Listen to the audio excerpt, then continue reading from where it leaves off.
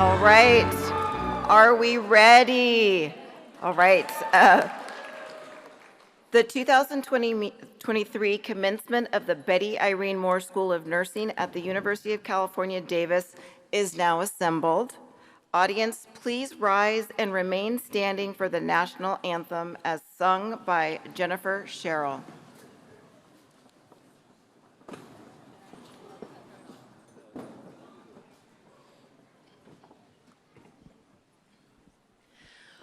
Oh, say, can you see by the dawn's early light what so proudly we hailed at the twilight's last gleaming, whose broad stripes and bright stars through the perilous fight o'er the ramparts we watched were so gallantly streaming, and the rocket's red glare, the bombs bursting in air, gave proof through the night that our flag was still there.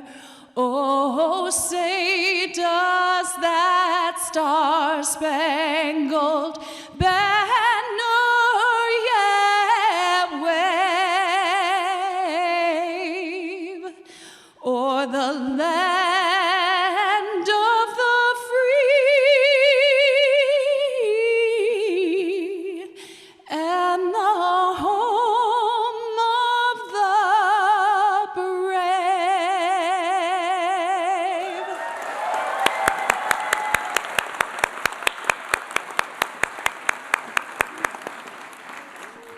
Audience, participants, please be seated.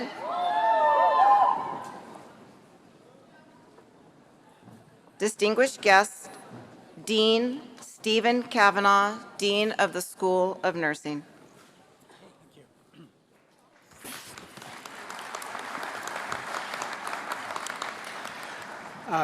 Good morning, everybody, and thank you, Dr. Ackerman-Barger and Jennifer. What a wonderful rendition. Thank you. Good morning, and welcome to the commencement of the Betty Irene Moore School of Nursing at UC Davis. Today, we celebrate the dedication, intellectual effort, and committed change agents from our classes of 22 and 23. Congratulations.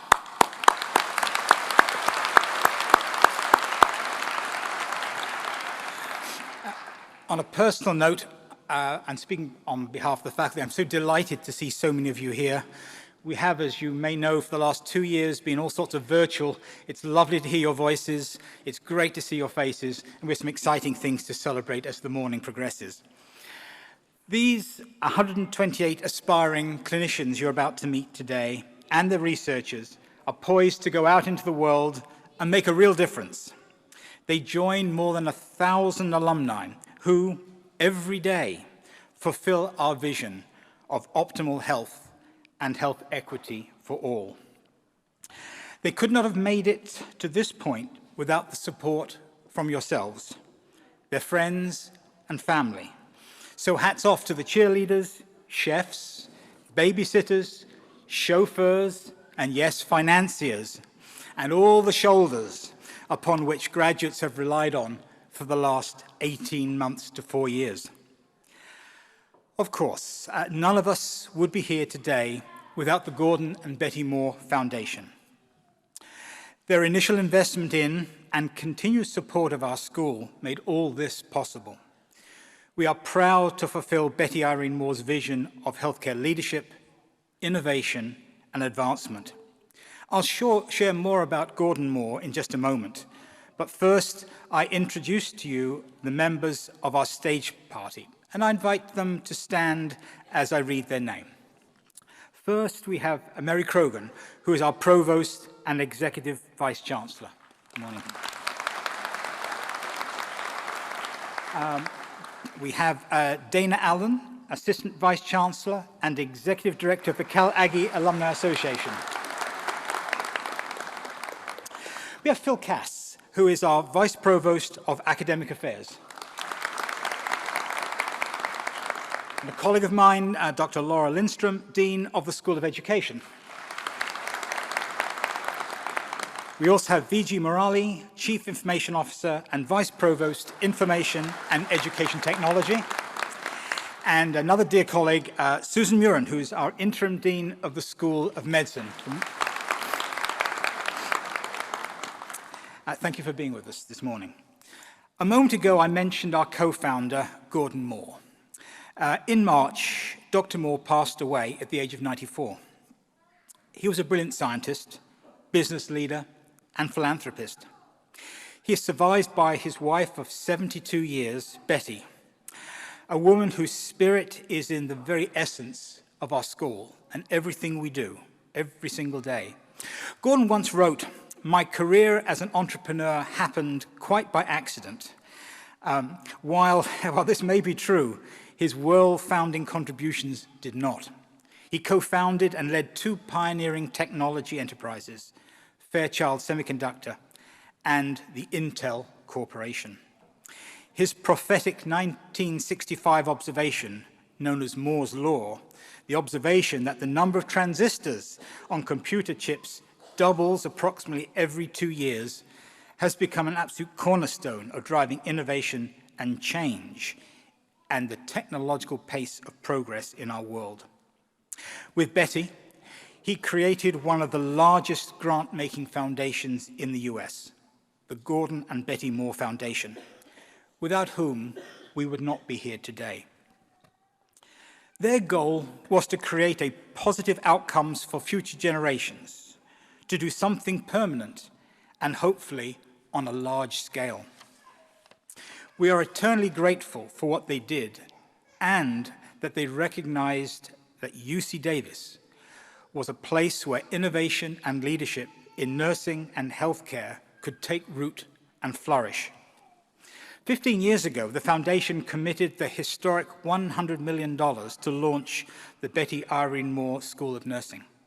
They invested an additional $50 million in creating our Family Caregiving Institute and the Betty Irene Moore Fellowship for nursing leaders and innovators.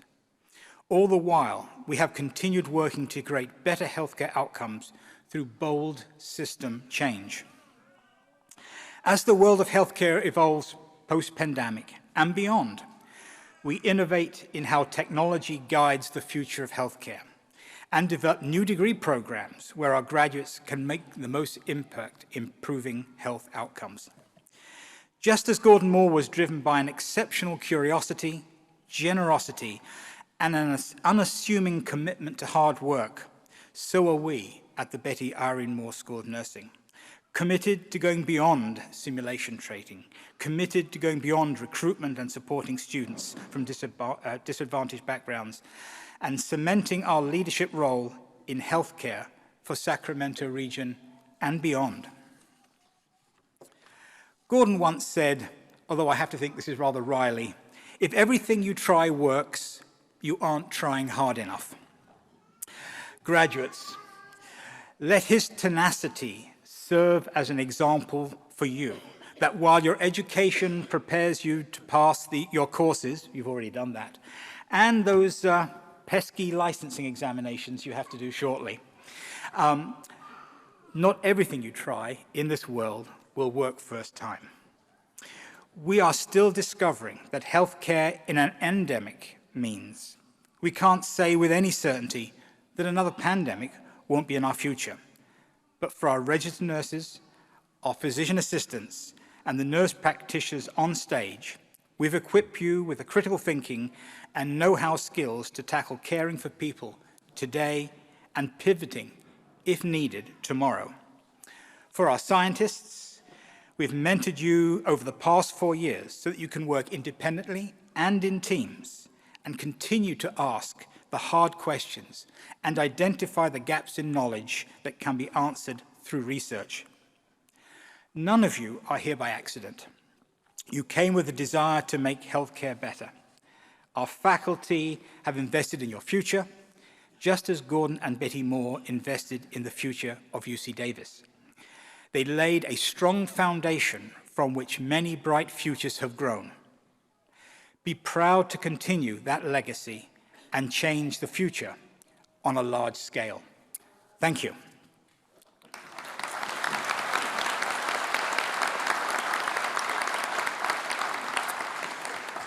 It is my pleasure now to introduce our Provost, Dr. Mary Croughan. Mary has served as our UC Davis Provost and Executive Vice Chancellor since July 2020. Provost Croughan came to UC Davis with many years of distinguished service, chiefly at the University of California. Most recently, she served as Vice President for Research and Economic Development at the University of Nevada, Las Vegas. As our Chief Academic Officer at UC Davis, Provost Croughan oversees all aspects of the university's mission of teaching, research, and public service. Her top priorities include student success, equitable outcomes, maintaining and advancing educational excellence, and augmenting the university's capacity to perform critical interdisciplinary research and further its culture of diversity, equity, inclusion. Provost Croughan is a member of the very distinguished American Academy of Arts and Sciences and is an executive committee member of the Association for Public and Land-Grant Universities Council on Academic Affairs. Please welcome our Provost, Dr. Mary Croughan. Thank you.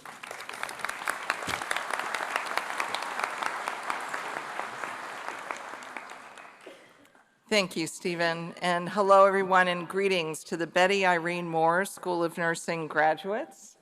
I'm thrilled to be here and to share in your special day, and thank you to the faculty, staff, and friends who are with us today. This is very much your day too. I must say there is a particular personal aspect of pride here today because when I was chair of the System-Wide Academic Senate over the entire University of California, it was my responsibility to shepherd through the approval for the UC Davis Betty Irene Moore School of Nursing. So I got to be there from the beginning. As UC Davis Provost, I have to say I do particularly enjoy attending our commencement ceremonies. This is the most joyous of occasions, and I'm very honored to participate and to bear witness to your success. So I have just a few words to share with our graduates, and I promise to be brief. I'm not the one you want to hear from. You want to hear your family and friends' names called out as they walk across the stage. So first, graduates, I want to recognize your persistence and determination. The last several years have been unlike any we've experienced in our lifetimes, yet you persevered and you made it to this point, and that shows you can endure and succeed. Second, be very proud that you are earning a degree from the Betty Irene Moore School of Nursing. You have chosen a school committed to the highest quality of healthcare and to achieving true equity for the betterment of all members of society. And during your time here, you have learned the value of establishing and maintaining vital connections with other healthcare professionals through interdisciplinary and interprofessional partnerships. You've had access to the latest technology and research while also learning the importance of integrating science with humanity. Our outstanding faculty have prepared you well as leaders who will advance healthcare through innovation, collaboration, inclusion, and maybe most importantly, warmth and humanity. Combined with the university's mission to serve society, you have gained a strong foundation for a meaningful and rewarding career. So before me, behind me, I see skilled, compassionate, and caring registered nurses, nurse practitioners, physician assistants, researchers, scholars, and educators. And I am inspired by and in awe of you, of all you've achieved and you will all accomplish throughout your careers to help others. Thank you for choosing such a noble field of work and for dedicating yourselves to healthcare, education, research, and health policy. I can't wait to see all that you will do for our community and for the world. Again, my sincere and enthusiastic congratulations to our School of Nursing graduates.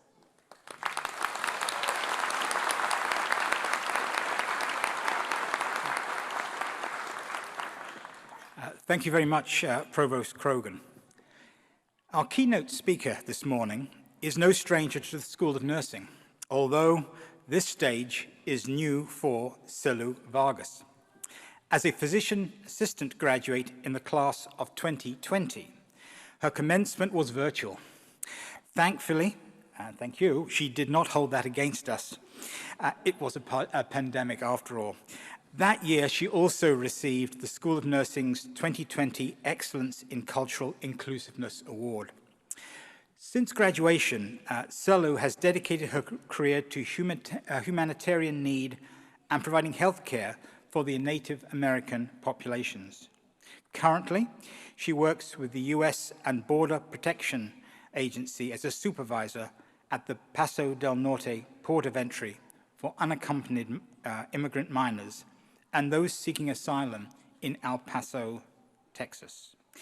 She also works with us as an online learning assistant, working with study groups for the school's PA, physician assistant, and nurse practitioner students.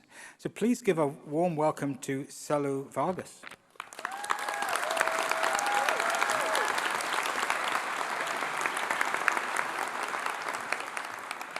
Good morning, graduating classes of 2022 and 2023.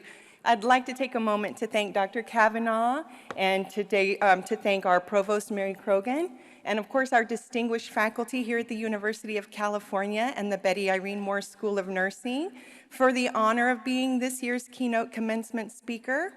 To all of our alumni, our parents, our family members and friends that are here to celebrate with us today, your presence is most welcome. It's my absolute pleasure to be here with you today and to share my story and hopefully a few words of encouragement. See, I was born to the deer clan of the Ramapo Munsee Lenape and the turtle clan of the Tuscarora people. Like most Native Americans, my family and I received our health care at a tribal clinic where sadly was culturally uninformed. It rarely met minimal standards. Unfortunately, this is quite common across tribal communities, as most clinics are understaffed, experience really high patient-provider ratios, and most importantly, employ culturally incompetent providers that were unable to meet the medical and cultural needs of an aging Indigenous population. That lack of cultural sensitivity and the inability of clinicians to acknowledge traditional remedies and intertwine them with Western medicine left our people suspicious of treatment being offered. Instead of complying with medical advice they didn't really comprehend, they relied solely on traditional remedies, which often don't address the full scope of their illness. Such was the case with my grandmother. She was diagnosed with breast cancer, but given her history with tribal health, she was very untrusting of their services. So she relied heavily on our traditional medicines to manage her symptoms and to slow the progression of her disease, all the while being mocked and discredited. What's truly heartbreaking is that she was diagnosed nearly 15 years before her passing. There was so much time for intervention, but even more time for our tribal health practitioners to learn compassion, empathy, cultural competencies, shared decision-making. Had they embraced my grandmother's passion and dedication to our cultural practices, I know she would have been more receptive to Western medicinal interventions. Furthermore, her medical team would have discovered that traditional medicine does indeed serve a purpose and that exploration in that area is necessary if you desire to be a well-rounded, benevolent humanitarian and provider. After all, she lived 15 years with breast cancer before succumbing to that disease. Losing her really motivated me to pursue a career in medicine that would not only allow me to be part of a community dedicated to the well-being of Indigenous people, but also inspire and advocate for cultural understanding of the bio-psycho-socio-spiritual approaches to healing that traditional practitioners have relied on for centuries. I share that story with you just to say that if you are receiving your graduate level education here at UC Davis, you learned exactly that. Not tribal health per se, but this institution prides itself on preparing its students to extend themselves beyond the marginalized or beyond the margins of society's privileged, to the marginalized, to the underrepresented, and to the disadvantaged. You sat side by side with one another, and you learned how to explore and confront your implicit biases, delve into transformative conversations about the importance of interdisciplinary approaches to patient-centered care, shared decision-making, and evidence-based practice. Many of you, like me, spent every weekend in a student-run clinic learning how to responsibly care for widely diverse, underserved populations, from providing harm reduction services at JVMC to supporting a community member in transition at Gender Clinic.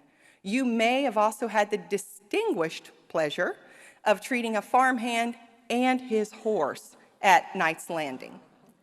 To the PAs, nurse practitioners, and MEPINs, you made one or more of your classmates sign that imaginary, unenforceable waiver of consent to conduct that 7,000-point physical exam. Do you remember that?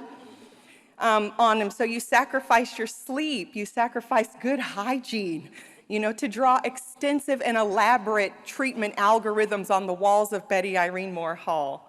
You endured death by PowerPoint and Panopto. You drafted countless illness scripts until your fingers bled and painstakingly rehearsed for every OSCE without the foggiest idea of what you were walking into. I know, I've been there. And to our PhDs, to borrow from Heinrich Rohr, a physicist, your dedication to research means constantly walking a tightrope between blind faith and curiosity, between expertise and creativity, between bias and openness, between experience and epiphany, between ambition and passion, and between arrogance and conviction. In short, between an old today and a new tomorrow. I can only imagine the number of revisions made to your research in an effort to think what no one else thought about the things that everyone else has seen. It's not for the faint of heart. What I mean to say is that you all did the work. You persisted, you sustained, you achieved it. You made a difference, and I know in my heart that you will continue to make these sacrifices so that you can lead us into a better tomorrow. Don't abandon your passions or become complacent. There will be days where you'll find yourself struggling with self-doubt, burnout, or maybe even imposter syndrome, and you'll begin to question why you chose this path. I would ask you to take a moment to remind yourself foremost of your tenacity and determination, and then explore introspectively what's going to keep that flame ignited inside of you. Will it be the desire to serve your community in a greater capacity, to inspire change in your hometown where you've experienced stagnation, to challenge the status quo and promote diversity and inclusion amidst a culture of homogeneity and omission? Keep in mind that the first step down your professional path may feel like you stepped on all the cracks and broke your mama's back. But these experiences will be necessary in molding you to become the person that you're intended to be. I've stood at this podium and I told you all about my desires of practicing medicine within my tribal community, but the truth is that's not where my journey started. I had some family predicaments that took me away from our beloved Northern California, and I found myself in El Paso, Texas. The COVID-19 pandemic was raging on, and no one was hiring there. I went 3 months as a board-certified PA with absolutely no prospects. But one evening, a little blue fairy named Dr. Nguyen, who happened to be the chief medical officer for an organization called Calibran International, called me. Now, his team was building a COVID-19 field hospital in El Paso, which became the epicenter for the pandemic. I don't know if you saw the news. And he was in desperate need of providers.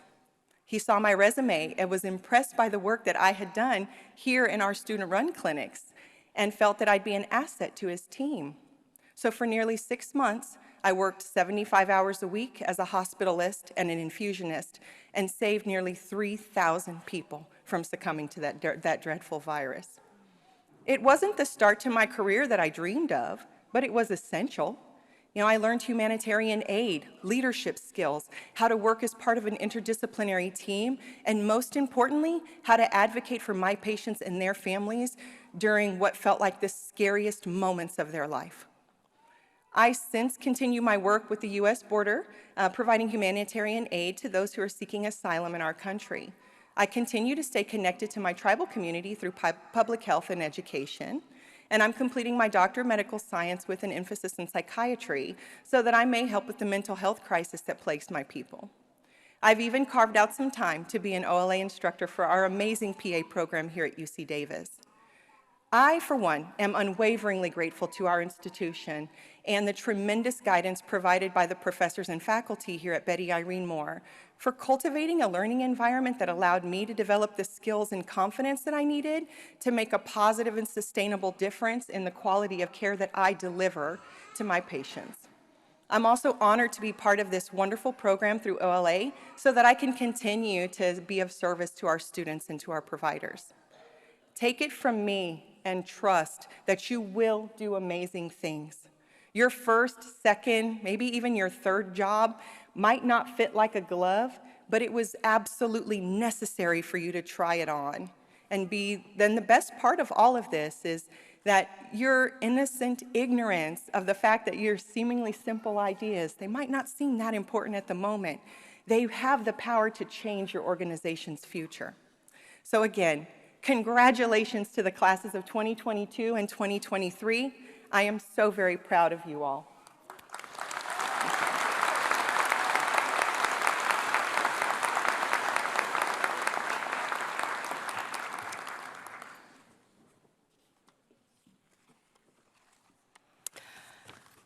Hello.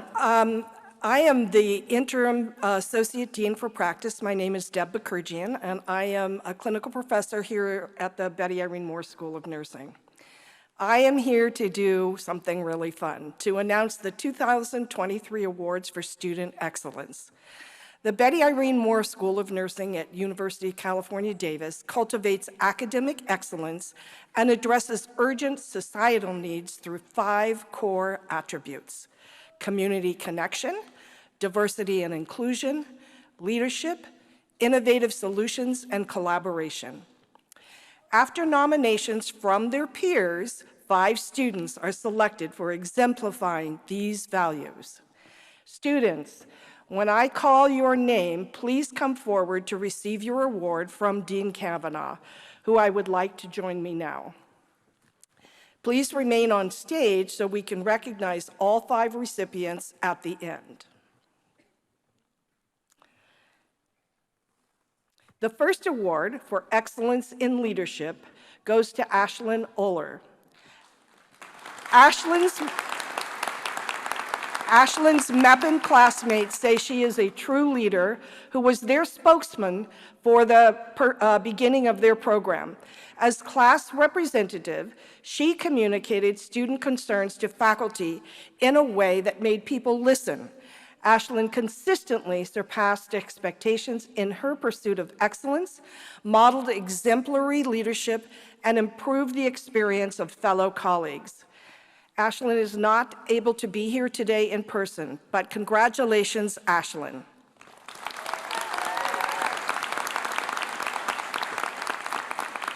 The award for excellence in collaboration goes to Victoria Lee. Victoria is a member of the Master of Science Family Nurse Practitioner cohort. Her fellow students say she was a leader throughout, engaging with professors, PA students, and her fellow NP students with ease. From taking and sharing notes so everyone understood the materials to transcribing study sessions for those who could not attend, Victoria was willing to collaborate at every turn. Congratulations, Victoria.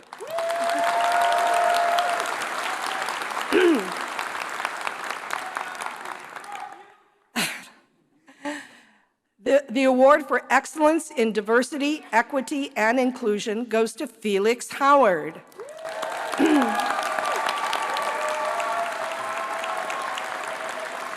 Felix is a family nurse practitioner student who classmates say is approachable, non-judgmental, intelligent, and kind. Felix has practiced cultural humility and is considerate of others and their opinions. Felix represented both his cohort and as a student with the California Association of Nurse Practitioners, ensuring everyone's voice was heard and acknowledged. He embodies the diversity and inclusion core values of the School of Nursing. Congratulations, Felix.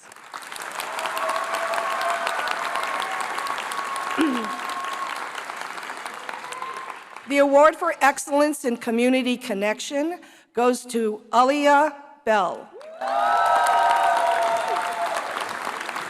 Alia, a member of the physician assistant class of 2023, wears many hats.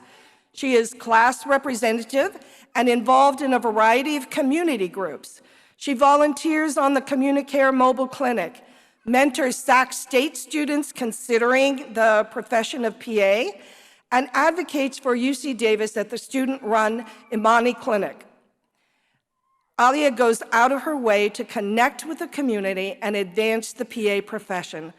Congratulations, Alia.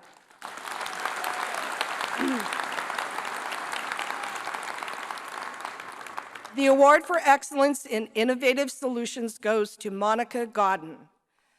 Monica used data from two large data sets, the California Health Interview Survey and the National Health and Nutrition Examination Survey, to examine rural-urban differences in the impact of food security on diet quality among adults with heart disease. The recipient of a Jeanette M. Spalding Rural Nursing Research Endowment Award, Monica is engaged in work of many of the school's core values, including community connection. Her research considers the importance of the social determinants of cardiovascular health. Monica is not able to be here in person today, but congratulations, Monica.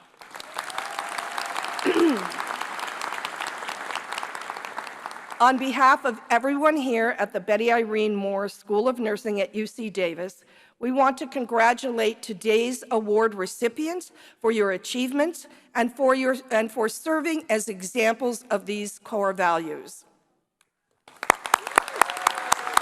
I think we're going to have a picture.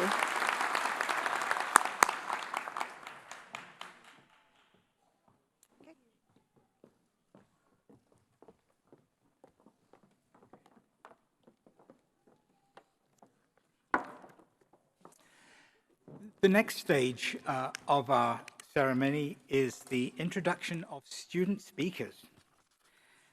We have a tradition within the school that we invite our student cohorts to, with the faculty, identify a member of a cohort who's graduating today to talk about their experiences in the School of Nursing, and I'm sure a few other things, all sorts of lively things, I feel sure.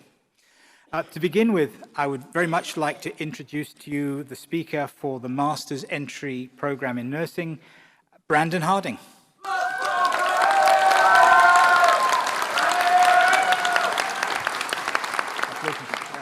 Thank you. Hello, everybody. So, I know some of you, I don't know a lot of you, but I'm proud of you and I respect you all. To the graduates, I thought you'd be sitting up here, so I imagine I'd be talking to you, but I'm talking to you now. I'm facing this way, though.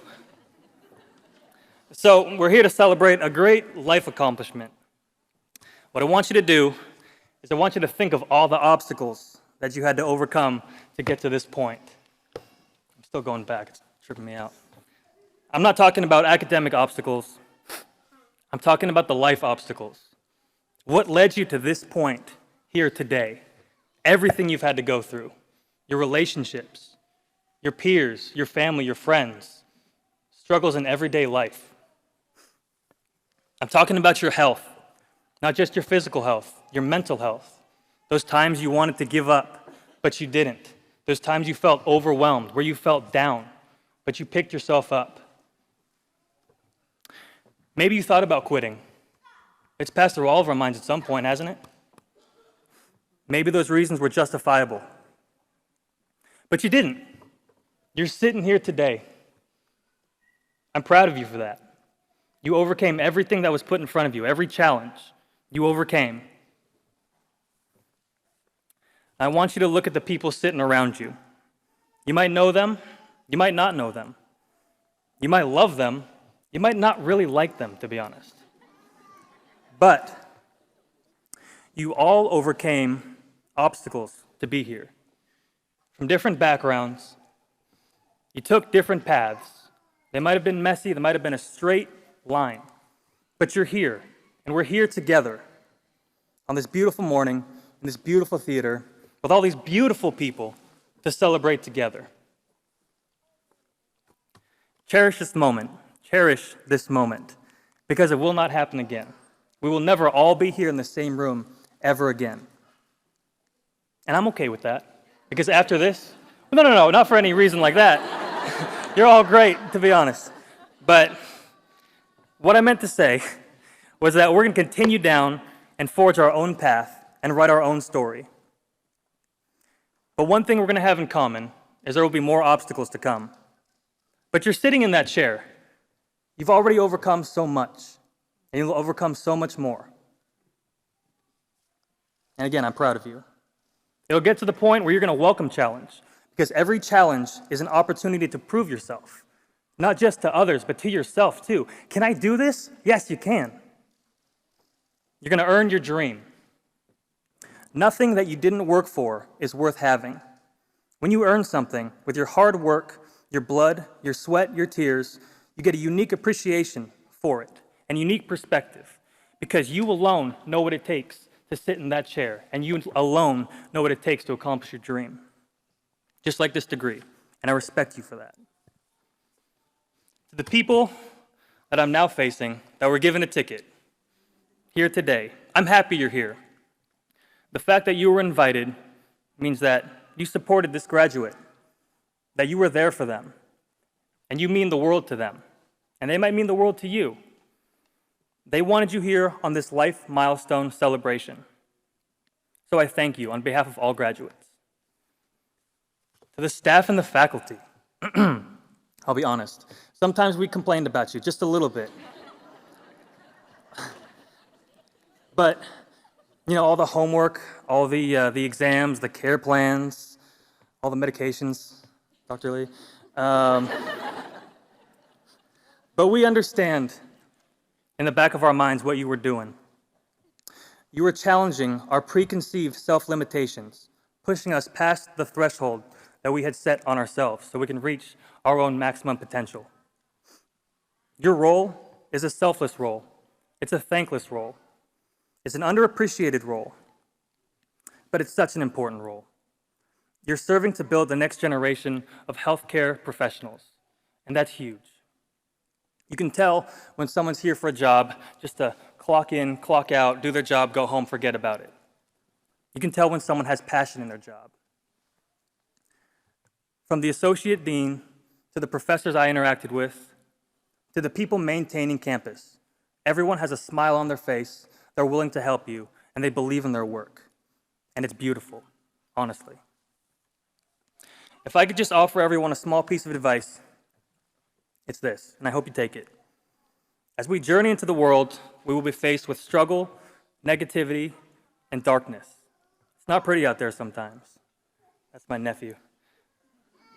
I ask that you be a light for everyone you interact with.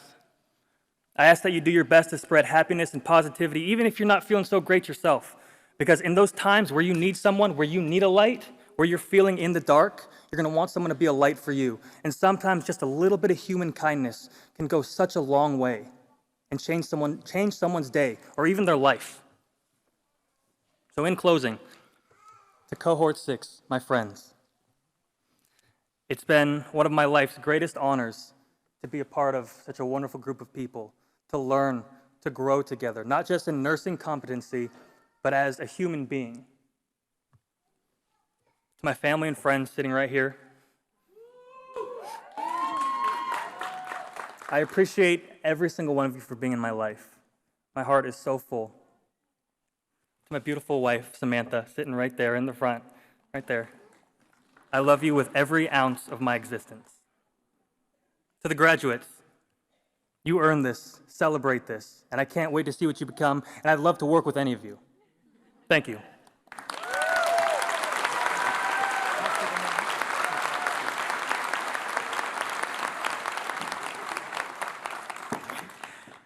Thank you, Brandon. I'm now pleased to invite the representative from the Physician Assistant Program, Gillian Collum. Gillian.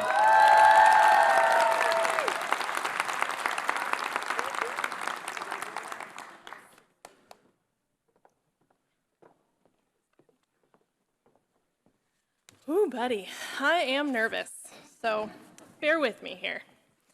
I have to start by saying what an honor it is to represent the PA cohort of 2023. The people seated behind me are some of the truly most remarkable people you will ever meet.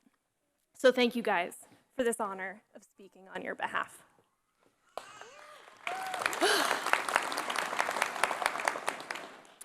We made it.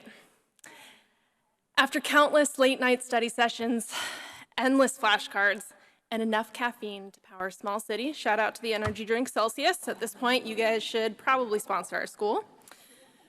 We are finally standing here on the precipice of a new chapter of our lives. Though we have one more quarter of clinical rotations left, we are so close to no longer being students, but to being graduates of the UC Davis PA program.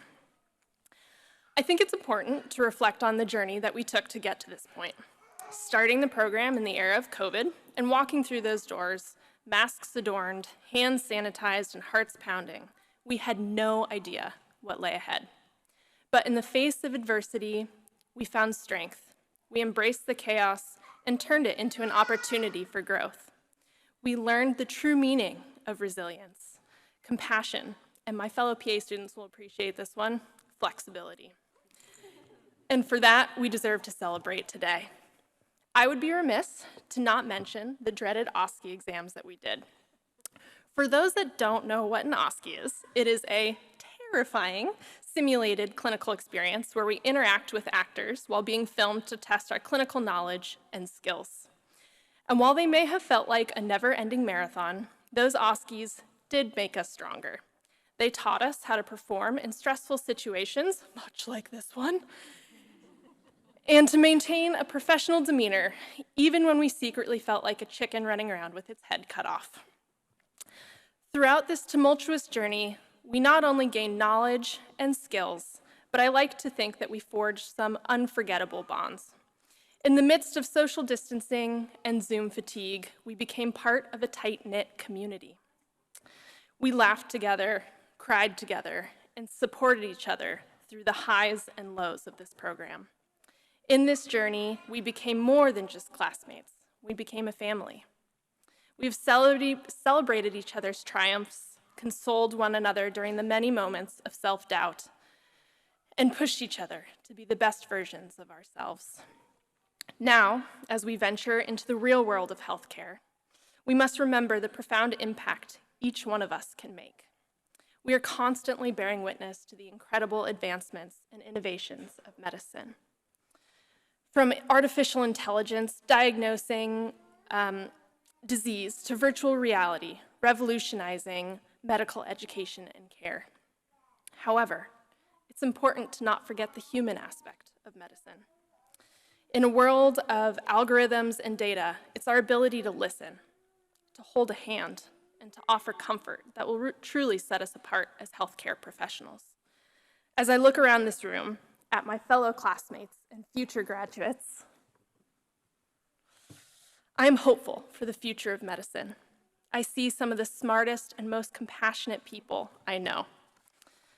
And while we may be a bit strange in that we can enthusiastically chat about gastrointestinal disorders or medical oddities over meals that would make my parents turn green, we also know how to embrace the unknown with courage, empathy, and a sprinkle of humor. So, my fellow students and future graduates, go forth and make your mark on the world. Be the compassionate caregivers, the fearless advocates, and the champions of medical excellence. And remember, we have the power to change lives and to bring light and laughter in the darkest moments. Thank you, guys, and congratulations. You speak very well. You shouldn't be frightened. Thank you very much, Julian. It's my pleasure now to introduce to you Emmett Ziegler, who will represent the Family Nurse Practitioner Program.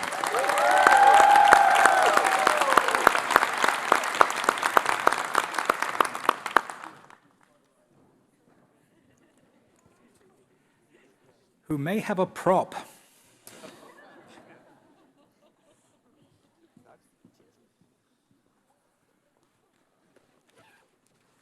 Ziegler, go figure, I'm always in the back there.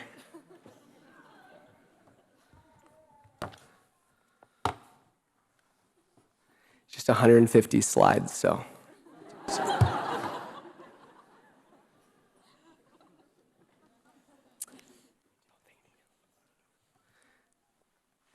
Welcome, class of 2023, to one of the most pivotal moments of your life.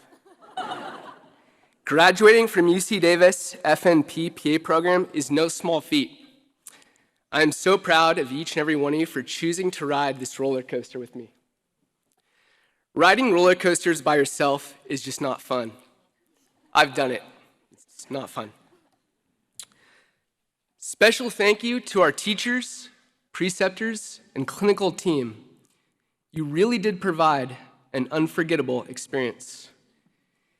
Indeed, grad school has left a lasting impression in both a mental and physical sense. For instance, just last week, I confronted one of the physical changes of grad school. It all started when I gave myself a good old-fashioned backyard haircut. Short on time, I left the hair in the grass and continued on with my day. Later that night, my wife, Angela, with a look of worry, proclaims, "Honey, I can't find the body, but I think our dog killed a very gray squirrel." "Nope," I replied, "not a squirrel, it's just the effects of grad school."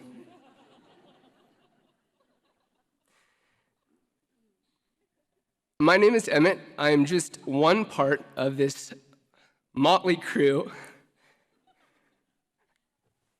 of soon-to-be nurse practitioners. Before this program, I worked for 6 years as a bedside nurse and another 4 as a paramedic. My career so far has been filled with life-changing moments and overwhelmingly difficult experiences. But rest assured, you all made an excellent decision in choosing this path. But it will not be easy. Your career will be filled with long hours, medication shortages, difficult management, impossible to please patients, insurance companies, short staffing, and global pandemics. The question is, how will you survive and thrive as you enter into the wonderfully dysfunctional world of healthcare? My advice?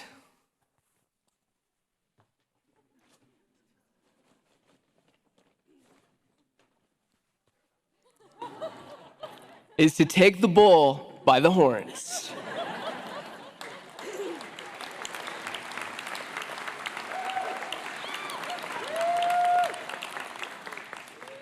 Taking the bull by the horns as a new practitioner involves bravely confronting the most difficult and challenging aspects of the job and holding on for dear life. Because eventually the bull will tire, and although you may be bruised and battered, you will remain. Perseverance is one of the most important qualities to hone as you enter into your respective careers. No matter the obstacle or situation, remain steadfast in your approach. Believe in yourself and remember to never, ever let go. But without a doubt, the most important attribute you can bring into your new career is kindness. It is a simple, humble practice that does not require an order, a diagnostic test, or a consultation. It is a universal currency recognized by every human, and there is no need to call a translator. Kindness is giving and asking for nothing in return. There is no ulterior motive. And to be honest, I did not always live by this mantra of kindness. There was a time in my life when I let selfishness take over. I only thought about myself, and I saw everyone around me as an inconvenience. I became spicy, mucho caliente. Luckily, on one of my worst days, a physician I worked with, who knew me well, pulled me aside and invited me to lunch. Dr. Albrandt, head of anesthesiology, was well-known as the most kind and level-headed provider in the entire institution. He also had a knack for recognizing and healing burned-out nurses. On our walk together, Dr. Albrandt confided to me that early in his career, he also experienced a period of time where he forgot the importance of kindness. His once well-oiled anesthesia team began to falter. Resident physicians, nurses, patients, and even his most close relationships began to avoid him. Realizing that the man in the mirror may be the problem, Dr. Albrandt set out to make a change.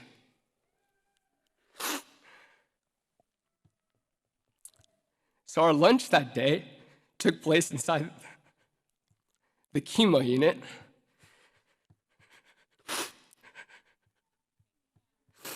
Sitting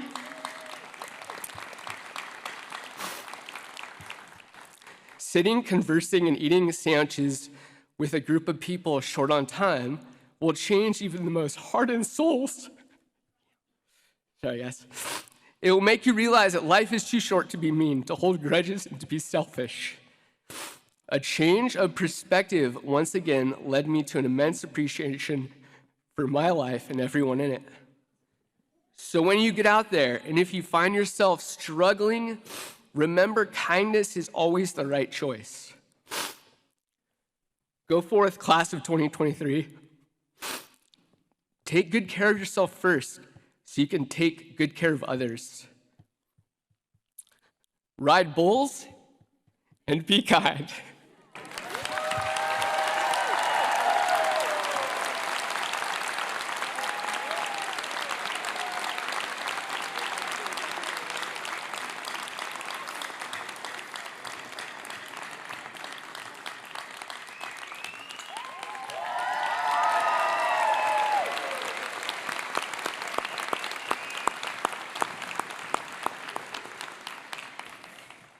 Thank you, Emmett, for that impassioned speech, and something I think that we would all agree to. Kindness, so important. Our last speaker today from the student group is representing the doctoral philosophy group, and I'm inviting Tequila Porter to come to the podium, please.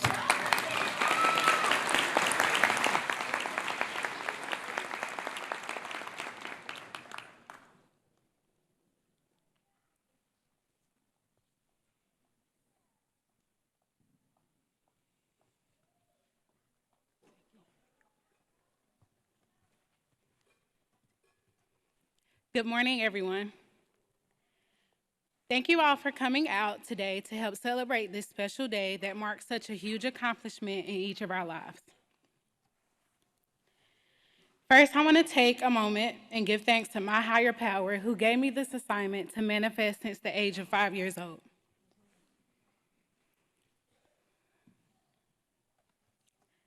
I also want to take a moment to acknowledge the entire UC Davis School of Nursing, faculty members, and staff.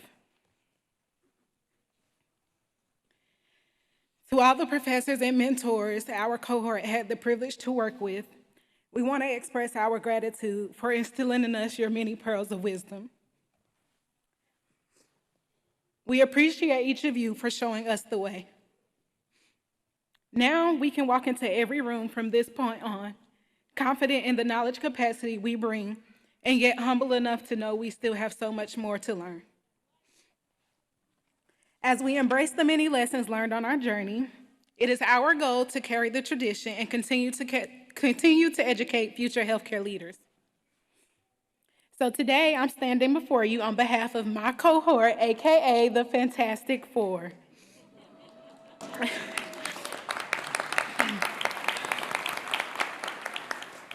If you all are wondering why we are the Fantastic Four group, it is because during our scientific mission to finish the PhD in nursing and healthcare leadership, COVID-19 exposure swept through our lives like wildfires, and the world shut down around us. At that time, we each gained our own superpowers that helped us press forward to complete the program. Now, if you all are wondering why that storyline sounds familiar, it is because I probably watched too many Marvel movies in my lifetime. But I thought the reference suits our cohort well. To Monica, Anna, and Anne, I challenge you ladies to let every time you walk past a mirror be a reminder that we are marvels. We didn't just survive COVID-19, we flourished and stayed focused despite the madness around us. We were also caught up in the many wonders and mysteries of our research that the thought of quitting just didn't stand a chance. I want you ladies to know we each were created with a purpose, for a purpose, on purpose. As we walk in our purpose, always remember you are the woman for the job.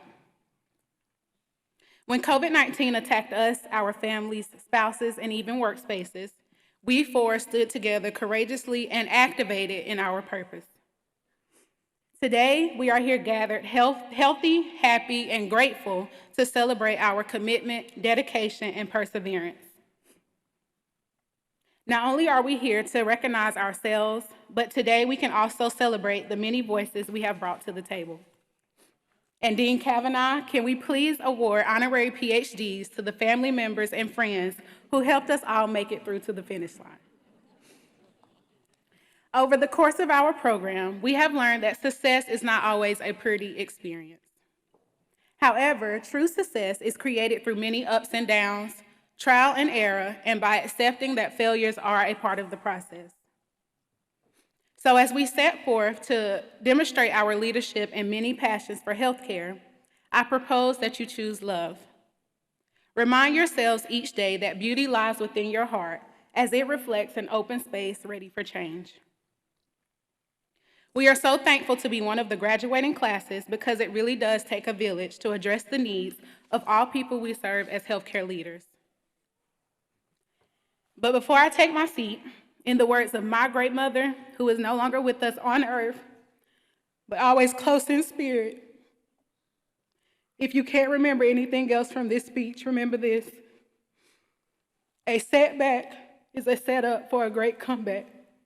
May you all be blessed. Thank you.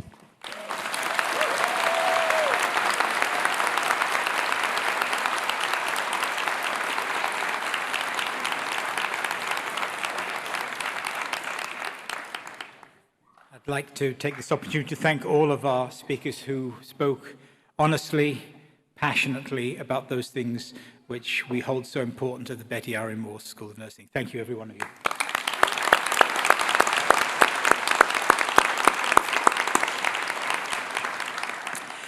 Now it's the part that you're probably here most of all for, to see your graduates crossing the stage. So I'd like to invite our Marshal, Dr. Ackman Barger, and our Provost, Mary Croughan, to the podium, and we'll begin this part of our ceremony.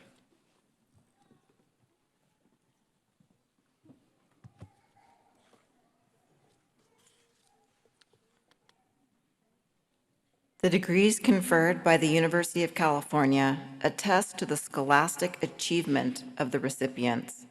They represent the fulfillment of the university's primary duty of providing an academically excellent education.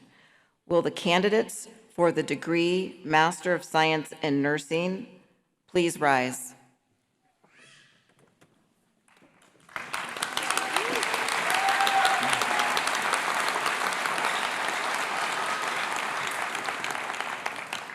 On behalf of the Academic Senate faculty within the Betty Irene Moore School of Nursing, I hereby recommend to Provost Croughan and Dean Cavanagh awarding of the Master of Science nursing degree to those students who have completed all degree requirements.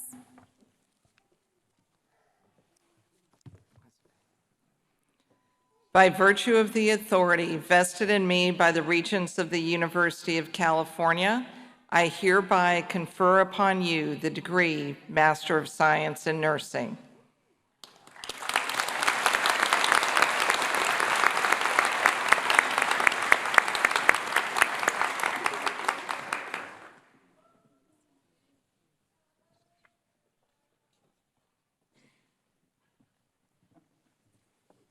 Excuse me, I'll stand back up. Master of Science and Nursing students, prepare to come forward.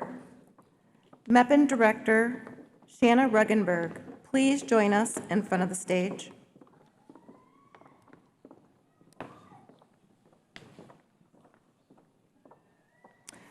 Graduates of the Master's Entry Program in Nursing completed their coursework in December 2022. We hosted the traditional pinning ceremony at that time to signal the formal transition from students to professional nurses. In the past 6 months, many embarked upon their careers as registered nurses to make the difference they dreamed of when they started their journey with us. We congratulate all of you on your accomplishments. Students, please come forward when your name is announced. Jasmine Irene Arcega.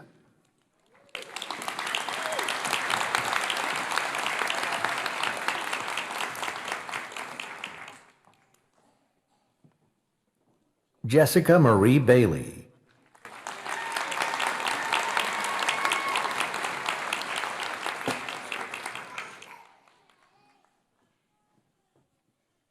Megan Joy Blyler.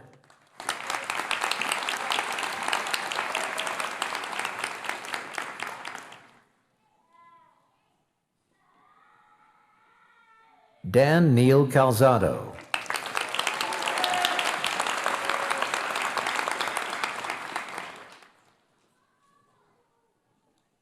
Alejandro Chavez Jr.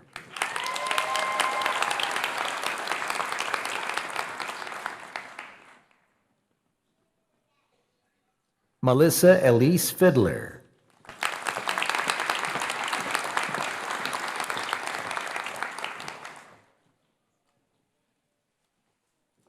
Brandon Lewis Harding.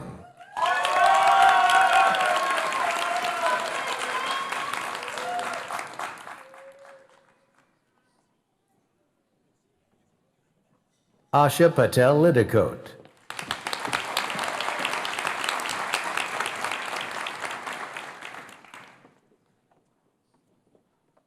Jana Narina Cruz Magwilly.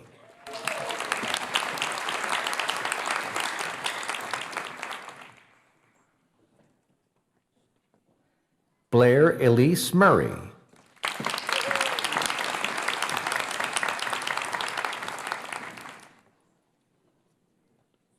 Jasmine Lene Qualls.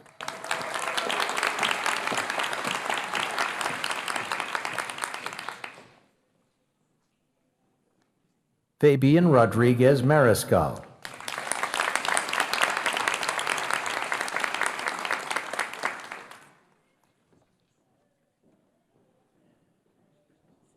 Meghna Sharma.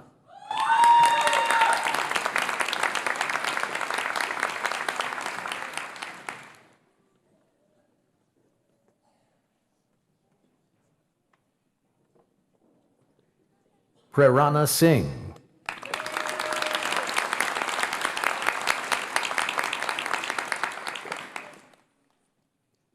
Jennifer Tao Vien Tran.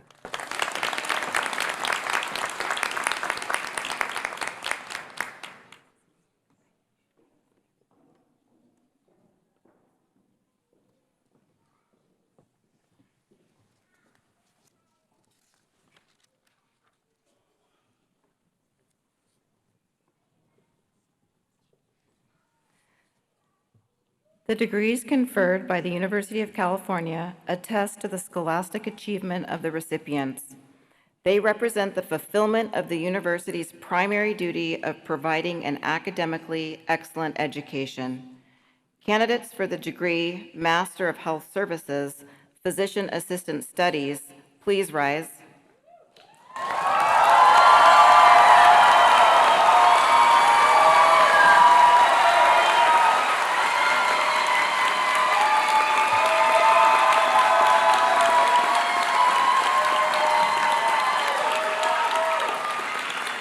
On behalf of the Academic Senate faculty within the Betty Irene Moore School of Nursing, I hereby recommend to Provost Croughan and Dean Cavanagh awarding of the Master of Science Physician Assistant Studies degree to those students who have completed their degree requirements.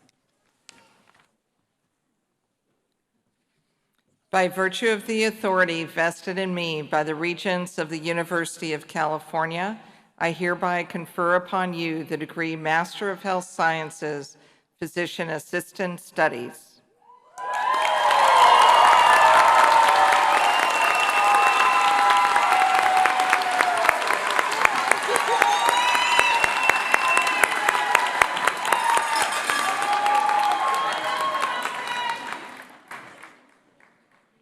Master of Health Sciences, Physician Assistant Studies students, prepare to come forward.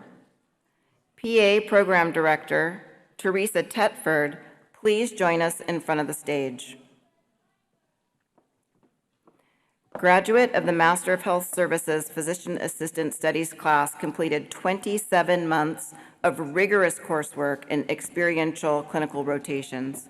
Not only have these future PAs learned the medical and clinical knowledge needed for their careers, but at the School of Nursing, they developed the critical thinking skills to enable them to lead clinical teams, to provide quality and compassionate patient care. They also develop an appreciation for different perspectives and collaboration when working in interprofessional teams. And they've done it during these challenging times in the pandemic. We are eager to see how much each of them improve the healthcare industry and improve patient outcomes in our communities. Students, please come forward when your name is announced. Karen Alvarado Gonzalez.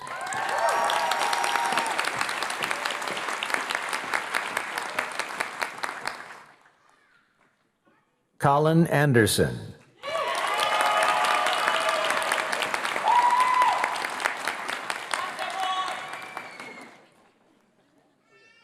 Jordan Arcenega Bueno.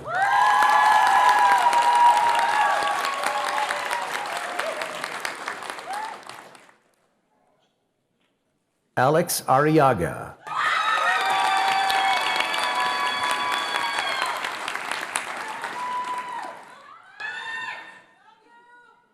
Aaliyah Elise Nicole Bell.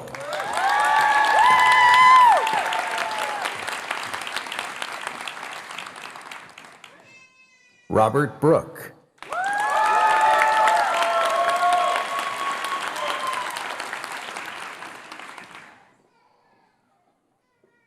Ronnie Bowie.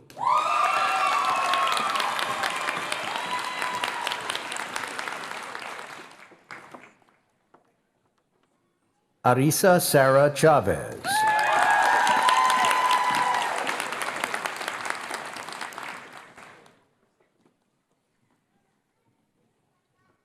Jillian Collin.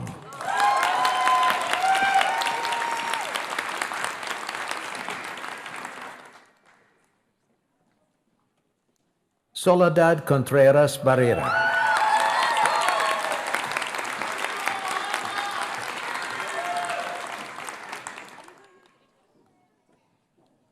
Vila Marie Council.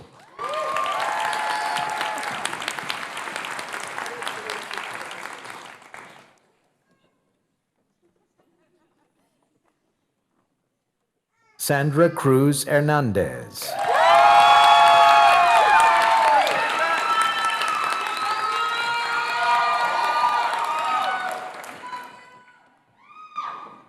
Randy Doe.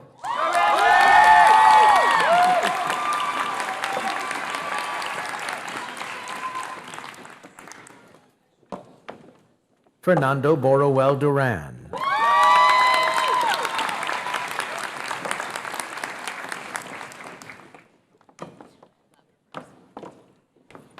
Jesse Duro.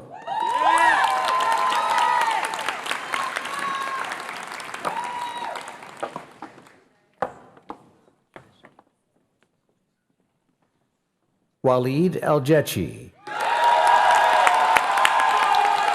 I love you guys.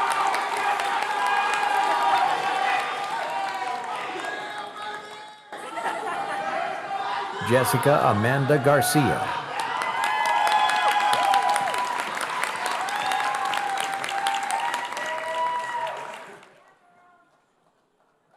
Leticia Garcia Reyes.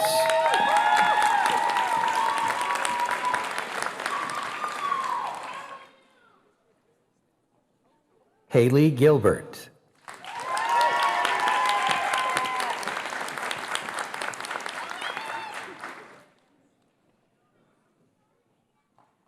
Brian Gordillo.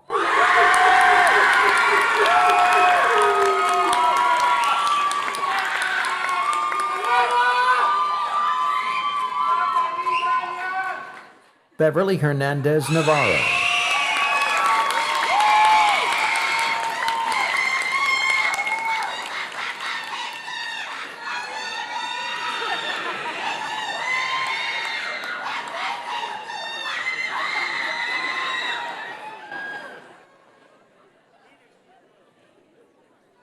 Davy Donald Vernon Jenkins.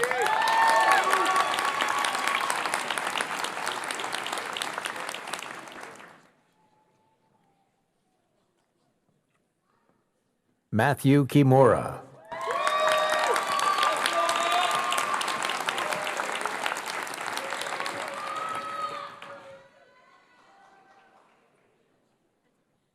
Nicole Lazarova.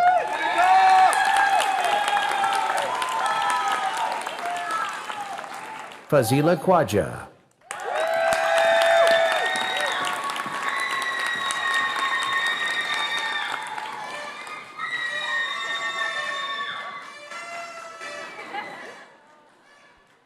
Tina Lay.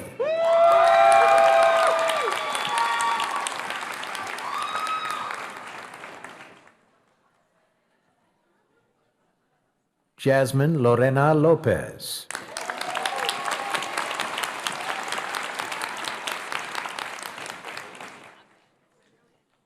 Orena Masachi.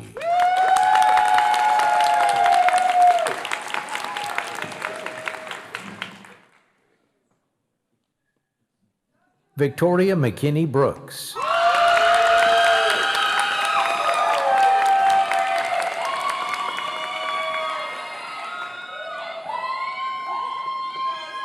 Tyson John McMullen.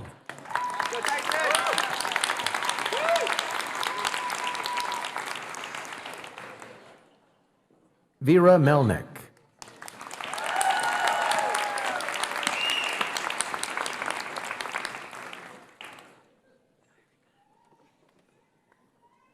Erica Mercado.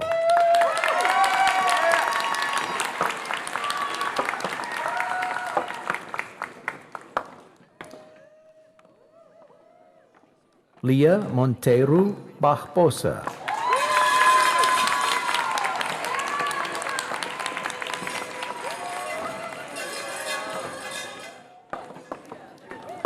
Shayal Narayan.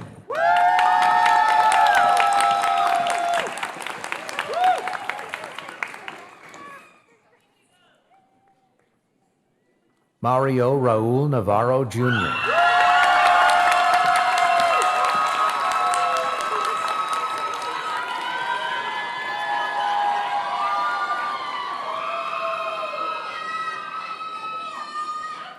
Michael Needham.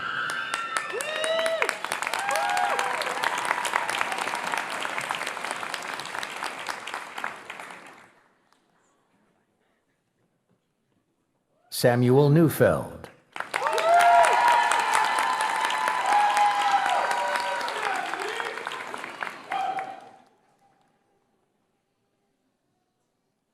Janet No.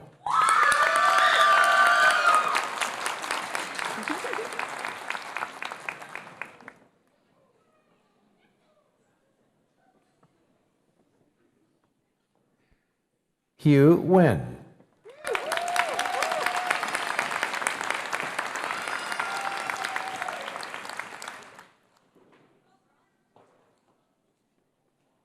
Kevin Van Nguyen.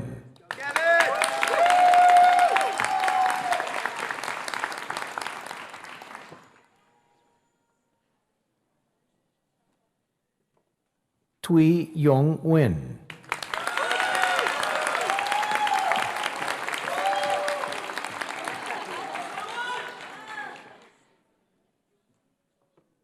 Madison Alexandra Odiorn.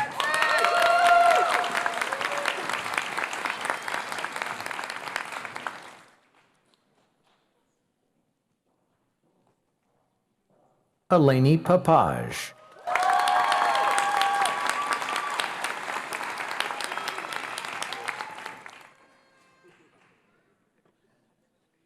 Anthony Jawan Polisic.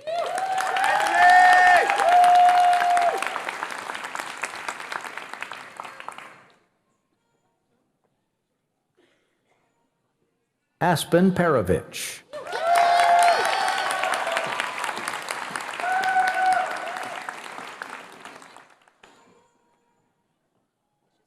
Tina Pham.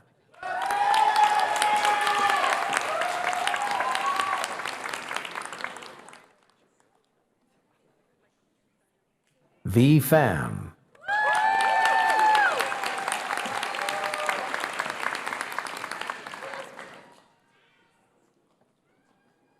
Edgar Rincon Estrella.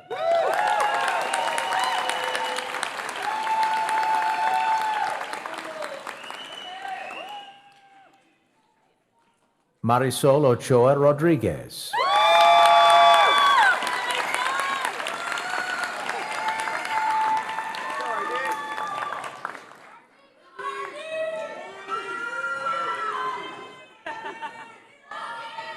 Harneet Sandhu.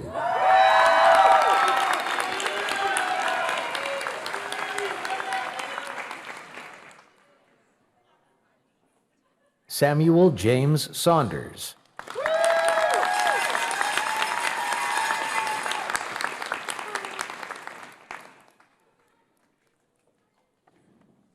Sophie Shea.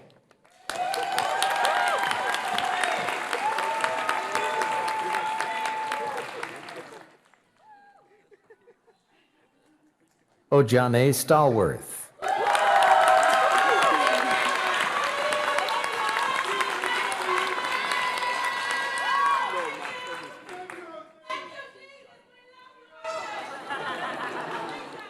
Putu Te.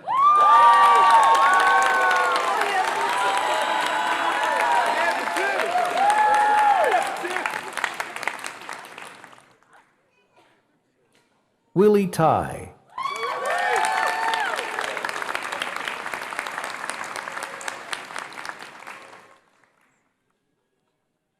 Danny Tinsley.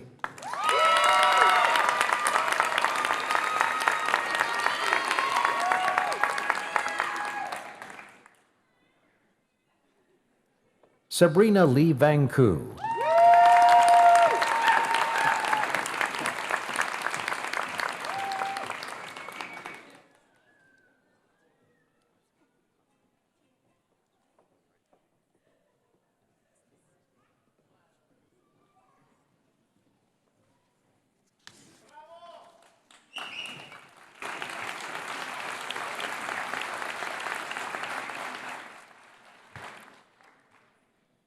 The degrees conferred by the University of California attest to the scholastic achievement of the recipients. They represent the fulfillment of the university's primary duty of providing an academically excellent education.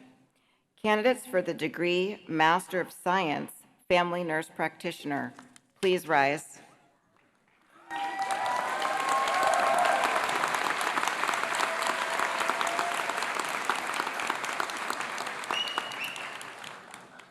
On behalf of the Academic Senate faculty within the Betty Irene Moore School of Nursing, I hereby recommend to Provost Croughan and Dean Cavanagh awarding of the Master of Science Family Nurse Practitioner degree to those students who have completed all degree requirements. By virtue of the authority vested in me by the Regents of the University of California, I hereby confer upon you the degree Master of Science, Family Nurse Practitioner.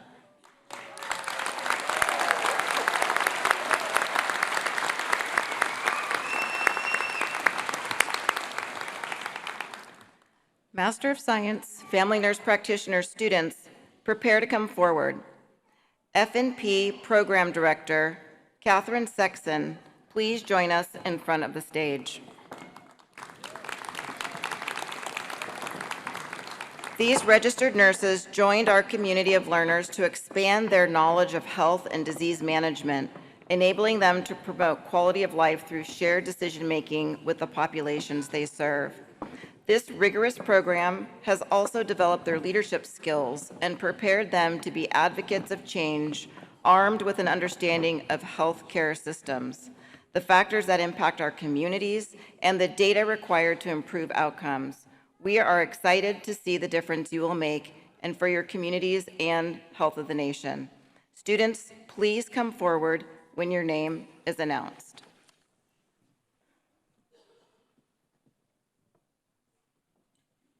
Amrit Pal Kaur Brar.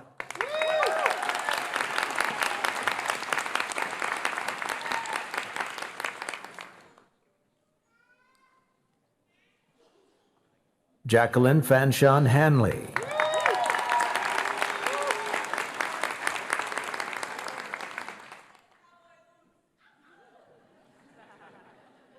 Felix Howard.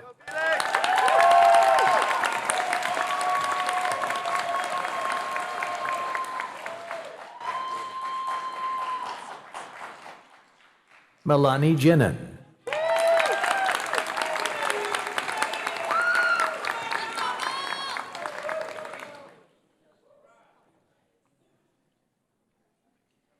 Victoria Le.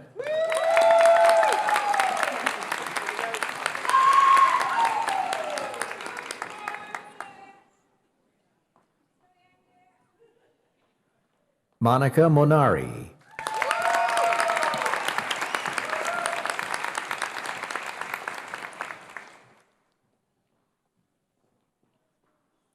Gisele Morales.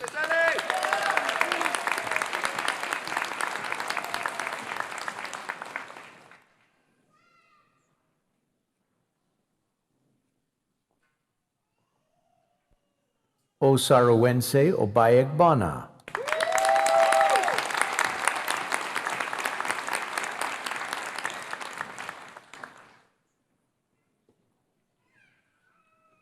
Alexandra Perrone.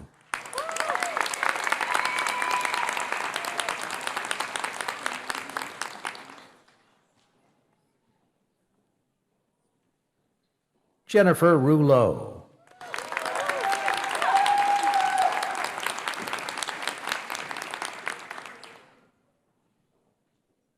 Haley Genevieve Roy.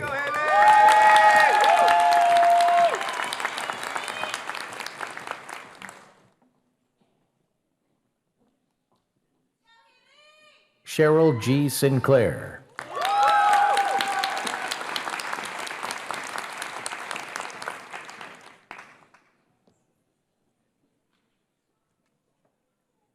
Brittany Stagg.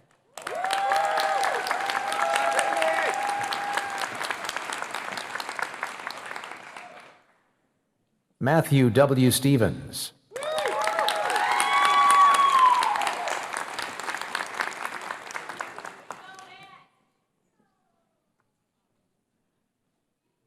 Eduardo Tanori.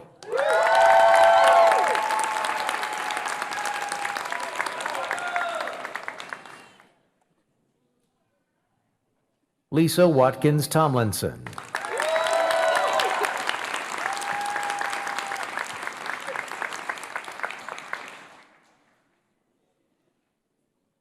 Emmett Ziegler.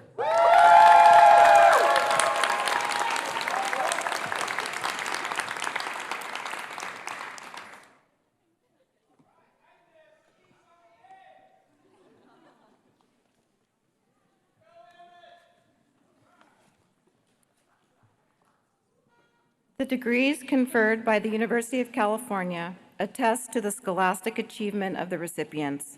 They represent the fulfillment of the university's primary duty of providing an academically excellent education. Graduates for the degree of Doctor of Philosophy, please rise.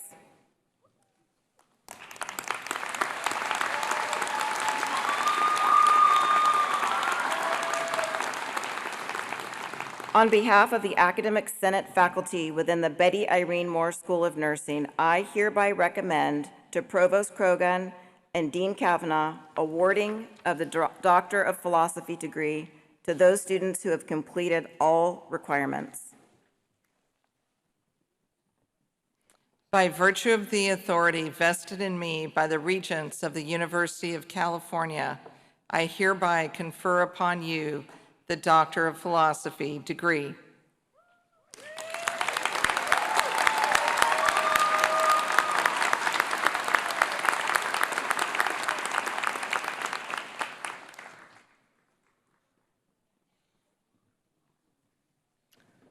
Doctor of Philosophy students, prepare to come forward.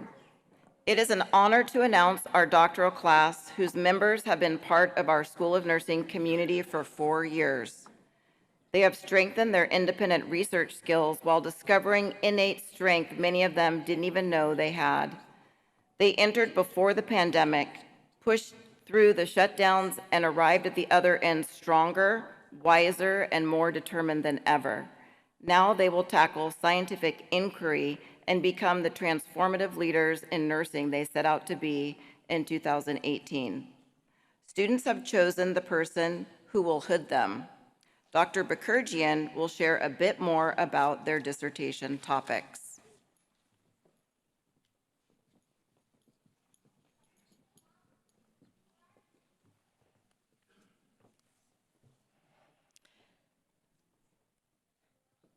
Doctor of Philosophy students, please come forward to be hooded when your name is announced. Croughan T. Ann Mbe. Croughan will be hooded by her son, Eugene.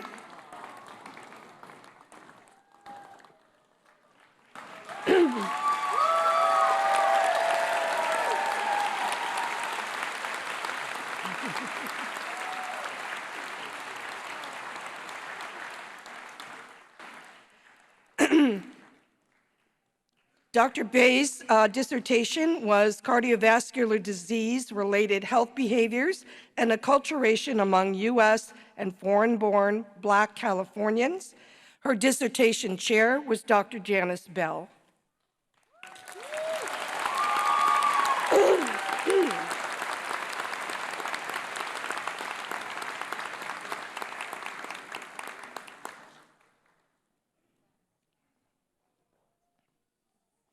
Tequila Porter. Tequila will be hooded by her son, Calais.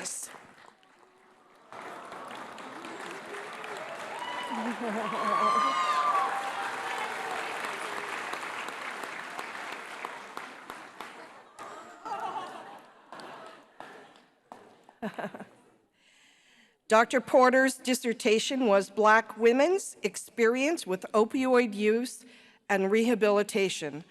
Her dissertation chair was Dr. Jessica Drawn Morat.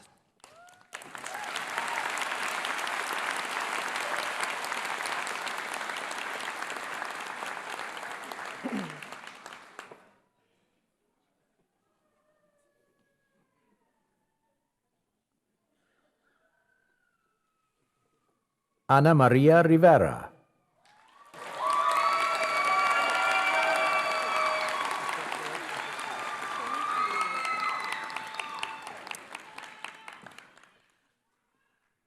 Anna will be hooded by her husband, Dr. William Agopsowitz.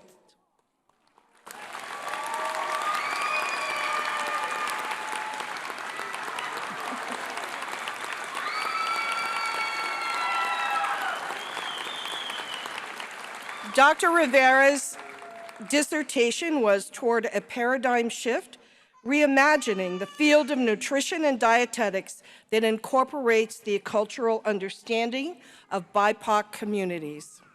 Her dissertation chair was Dr. Cheryl Katz.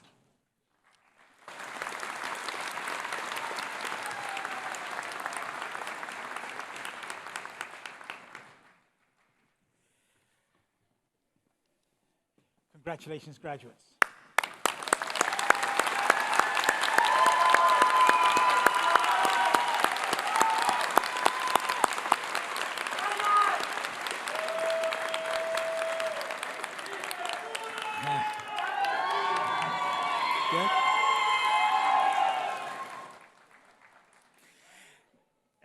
And absolutely, and thank you to our Provost, Mary Croughan, for making this important journey so important for our students.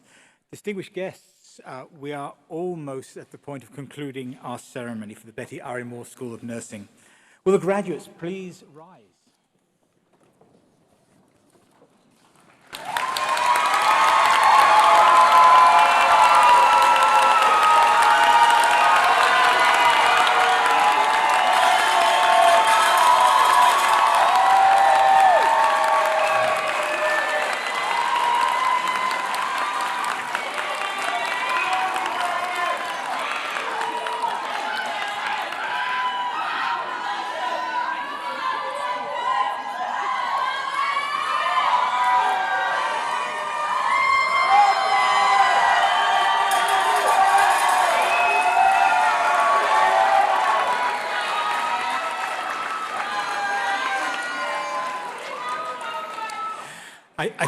I think we have some very happy people in the audience.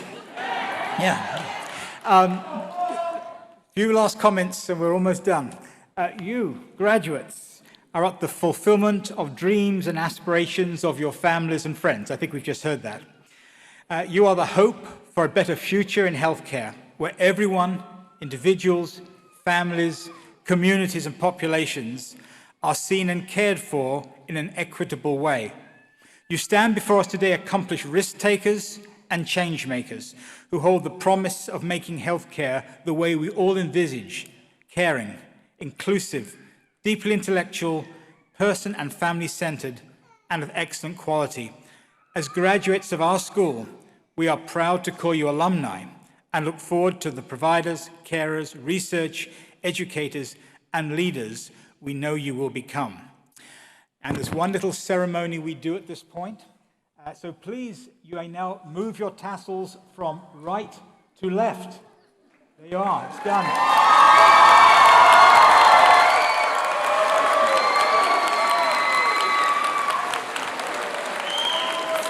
We formally present to you the class of 2022 and 23 of the Nursing Science and Healthcare Leadership graduate degree programs, and now alumni of the Betty Irene Moore School, and congratulations.